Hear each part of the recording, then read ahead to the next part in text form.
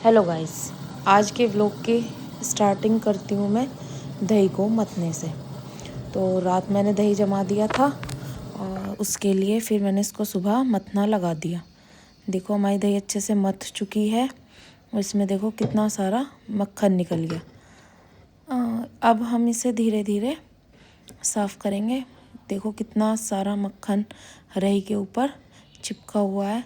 इसे बहुत अच्छे से धीरे धीरे साफ़ करेंगे। थोड़ा सा भी मक्खन इसके ऊपर हम नहीं छोड़ेंगे। देखो मक्खन को बनाने में टाइम तो लगता है, लेकिन ये टेस्टी भी उतना ही लगता है। हम लोगों के जो बड़े बूढ़े हैं वो लोग भी घर का बना घी खाते थे। आजकल बाहर के घी में बहुत सारी मिलावटें आती हैं, इसलिए मैं कभी भी अपने बच्चों को बाहर से घी लाकर नहीं खिलाती। हाँ, मुझे पता है इसमें मेहनत थोड़ी ज़्यादा है, लेकिन अपने घर का बना हुआ घी में स्वाद भी उतना ही है।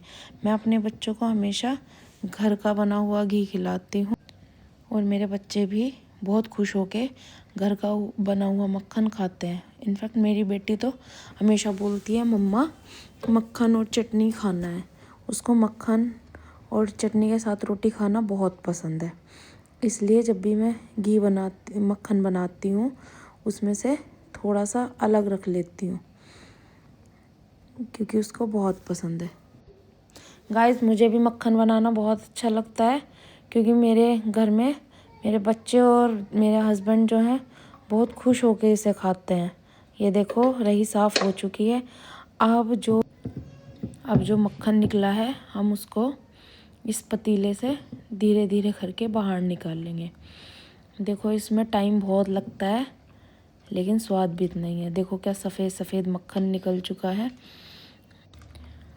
ये सिर्फ मक्खन नहीं है, ये है मेरी पूरी मेहनत का निचोड़।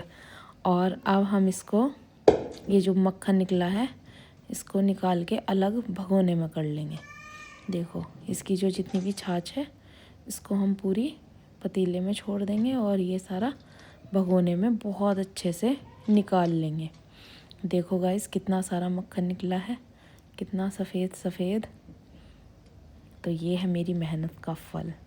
अभी तो हम इससे घी भी बनाएंगे। ये देखो गाइस कितने अच्छे से मैं इसको निकाल रही हूँ सारी छाछ निचोड़ के।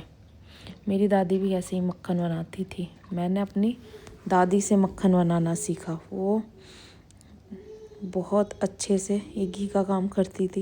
इनफैक्ट मेरी दादी तो घी बना के बेचती भी थी। उनसे मैंने ये सारी चीज़ें सीखी। देखिए गाइस, मैं बिजली की मशीन यूज़ करती हूँ, लेकिन वो हाथ से मथती थी।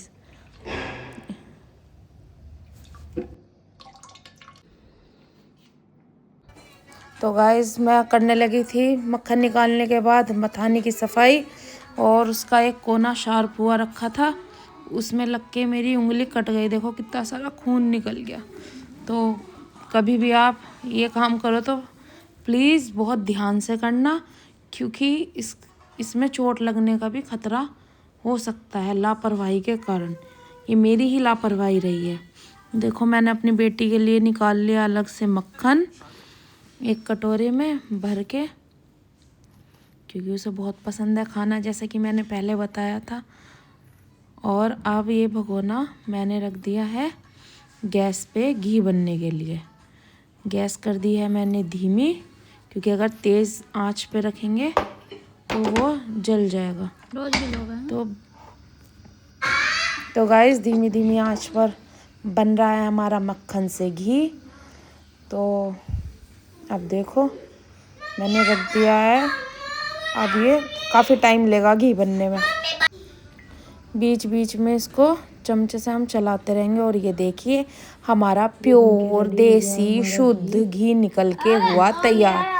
अब हम इसको छान के स्टील के डब्बे में डाल लेंगे और ये है खाने के लिए बिल्कुल तैयार। अब हम इससे बना के खाएंगे पराठे, हलवा, जो भी जी चाहे हम इससे बना के खा सकते हैं।